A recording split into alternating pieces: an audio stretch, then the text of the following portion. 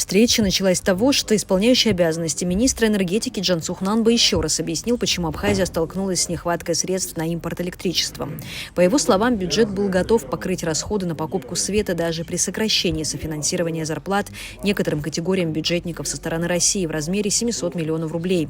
Но, как рассказал Нанба, после 15 ноября из России не пришли другие средства, о заморозке которых абхазскую сторону не уведомили. Поэтому те деньги, которые планировалось пустить на оплату импортного электричества, правительство направило на выплаты зарплат. Безусловно, мы планировали, что переток потребуется, планировали его объем, был заключен контракт по согласованной цене, все эти мероприятия были ранее проделаны. Если бы приостановленное финансирование ограничилось на 700 миллионах, которые были приостановлены с 1 сентября, то я думаю, что мы бы силами своего бюджета вытянули всю оставшуюся часть. Но, к сожалению, чем 15 ноября и все последующие события, которые возникли, чем они нам помешали именно в этой ситуации.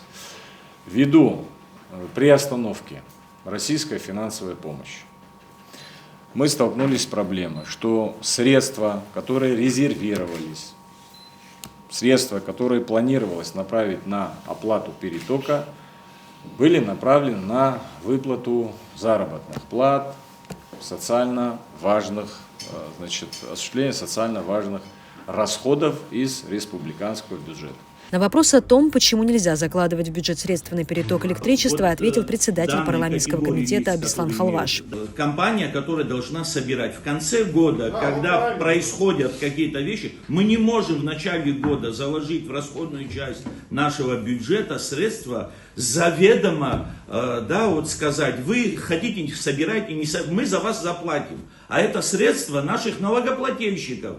Вот из тех средств, сегодня говорилось министром о том, что 655 миллионов оплачено, из них 455 миллионов оплачивается из республиканского бюджета. Уважаемые коллеги, для того, чтобы оплатить 455 миллионов, это надо из других предусмотренных нашей страной ремонтно-восстановительных работ, каких-то других работ, мы должны, вы знаете, по всем нашим округам, какое количество проблем, и мы эти проблемы не сможем, из-за того, что мы не можем наладить эффективную систему учета, контроля, потребления и собираемость управляющей компании, мы должны все эти работы перекрыть по всей стране, которые должны были производиться, и перенаправлять средства суда. Чтобы у Черноморэнерго были средства для оплаты перетока, энергокомпания должна быть прибыльной. А для этого нужна стабильная собираемость оплаты, которая и идет на работу энергетиков, обновление и необходимые расходы.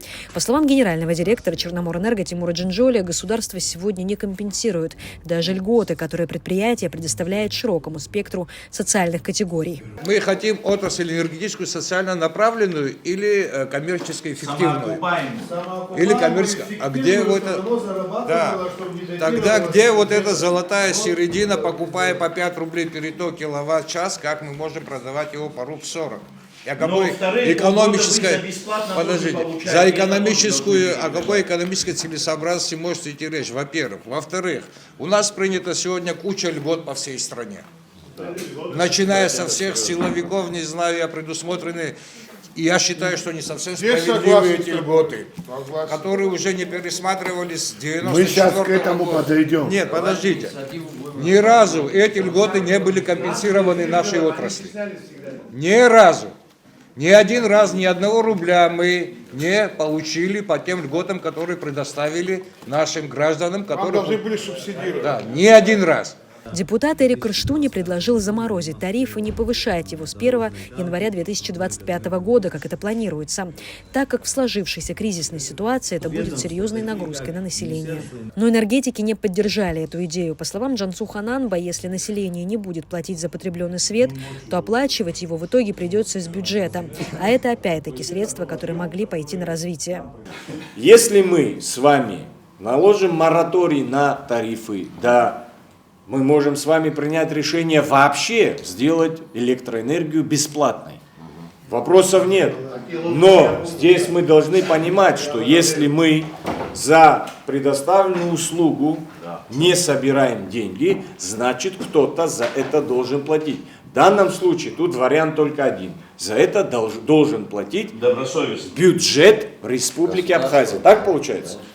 Вот здесь вот эти расчеты, они абсолютно развеивают, да, все вот эти вот. Давайте мы основную Если мы камеры уберем, есть Если мы имеем возможность 5, 6, 7 миллиардов рублей заложить на электроэнергию в нашем бюджете, то я с вами согласен полностью. По словам Тимура Джинджоли, когда оплата за свет низкая или человек вообще за него не платит, то и ценности в нем не видит, не экономит и таким образом разоряет отрасль. Мы видим, как в деревнях по 15 лампочек горят у людей в коровниках. Как заборы освещены, я не знаю, для чего это они делают. Там на каждой столбе у них стоит по одной лампочке. Даже в городе такие примеры есть у нас.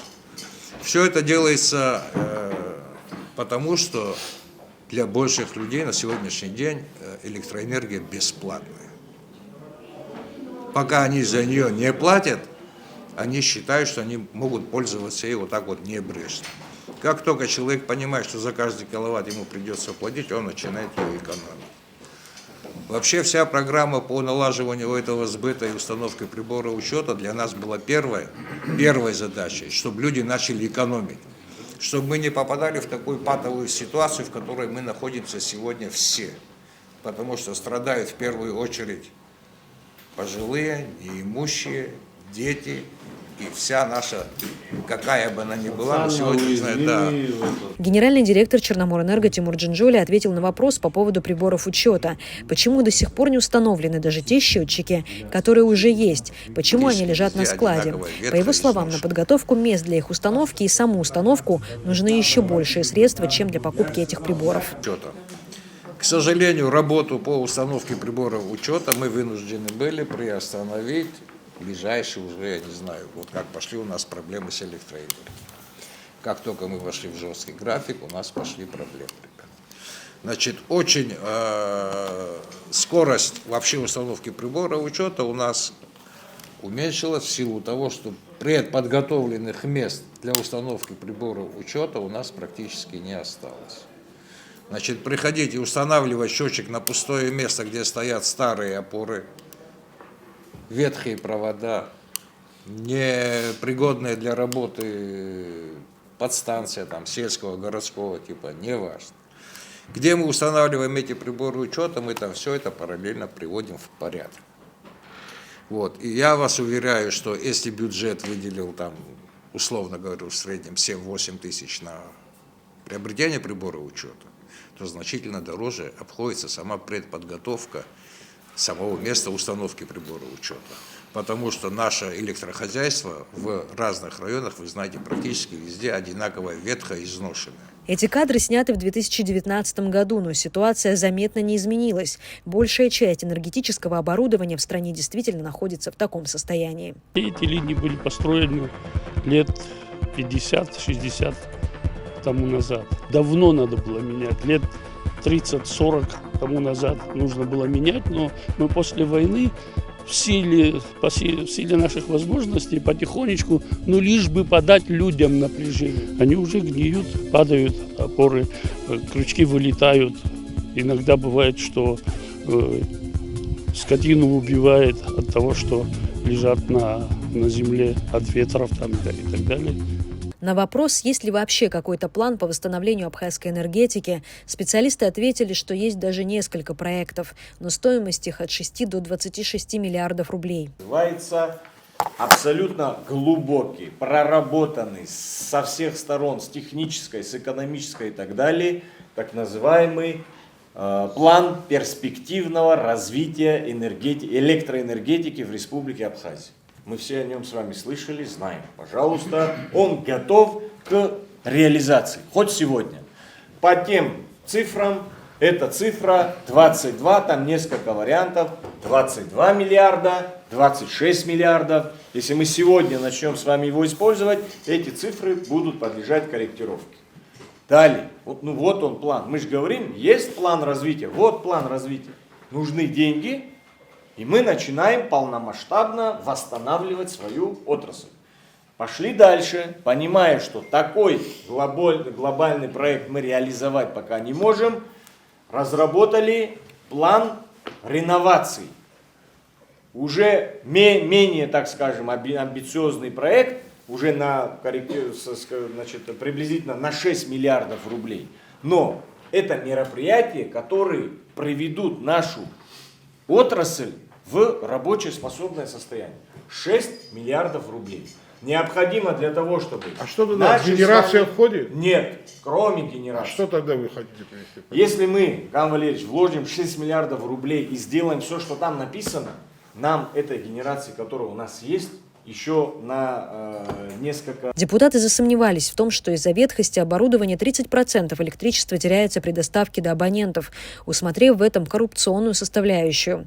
Но о том, что такое происходит, энергетики говорят уже давно. Крайняя точка, допустим, наша Гагринская сторона, она теряет очень много. Если у нас здесь сегодня, допустим, 10, а в Гагре уже будет 9,8, а это уже понижение электричества и так далее. Также депутатов заинтересовал вопрос, почему Абхазия перестала получать плату за транзит электроэнергии из России в Грузию по высоковольтной линии в Кавкасионе. Ведь до 2015 года по 80 миллионов в год Абхазия получала за ее обслуживание. По словам энергетиков, все дело в том, что у линии поменялся хозяин. В 2012 году был заключен контракт между Интеррао и Черноморэнерго. Предметом контракта являлось техническое содержание вот этого участка линии, который проходит по нашей территории. Это порядка 32 километров. Что произошло далее, мне неизвестно. Вы правильно говорите, с 2014 года эта история закончилась. Были различные попытки. Я, насколько знаю, мы как-то с Асланом Басари общались по этому поводу. Но ничего не удалось с этим вопросом решить. Могу сказать за свой период. Тимур Иванович был вместе со мной на моей первой встрече с заместителем министра энергетики Российской Федерации. Я этот вопрос поднял. Безусловно, преследую одну цель. Понять, почему имущество, находящееся на территории Республики Абхазия, которое используется для передачи электроэнергии, для еще каких-то целей, не приносит или единому оператору доход, или государственному бюджету. На что получил следующий ответ. Данная линия находится в хозяйственном ведении грузинской компании, и мы к ней никакого отношения не имеем. Шикарно. Депутат Канкварча предложил уничтожить чужую высоковольтную линию вообще, раз республика не может получать средства за то, что она пролегает по территории Абхазии. Просто взять и просто подняться, их попрострелить и опустить его, пока вопрос не решит. Что нам мешает это делать? По нашей территории идет вражеский свет, так скажем, сегодня. На сегодняшний день у нас с ними мирного договора нет. Вражеский свет идет через нашу территорию, мы ни денег не получаем, ничего не получаем. А кто получает, тоже не знаем. Как рассказал Тимур Джинджоли, помимо того, что с Грузией невозможно заключить никакого официального договора, сегодня в Абхазии нет специалистов, которые могли бы обслуживать этот кабель. Там 500-киловольтная линия, она очень сложная. Там местами она заанкирована прямо на скальную породу. Прямо от изоляторов, от Генос, вот так она идет. Сегодняшний день специалистов уровня такого, чтобы обслужили эту линию при серьезной какой-то неисправности, честно говоря, у нас нет. В 13-м было? В 13-м было. Да. Потому что люди постарели, уехали, рассчитались, поменяли место работы. Я насколько помню, с Грузии заезжали туда специалисты. Заезжали. Давали и туда поднимали. Заезжали, они обслуживали эту линию. По словам Джинджоли, нынешний кризис обнажил всю глубину проблемы энергетики в стране. И в том, что сегодня большую часть дня Абхазия остается без света, виноват абсолютно каждый ее житель. И не только те, кто продолжает заниматься майнингом, но и тот, кто не платил за свет, и тот, кто, оплачивая, не экономил. Но никто из совещавшихся так и не предложил, что можно сделать прямо сейчас, чтобы выправить ситуацию. Марианна Котова, Валерий Квиквискири, Абаза ТВ.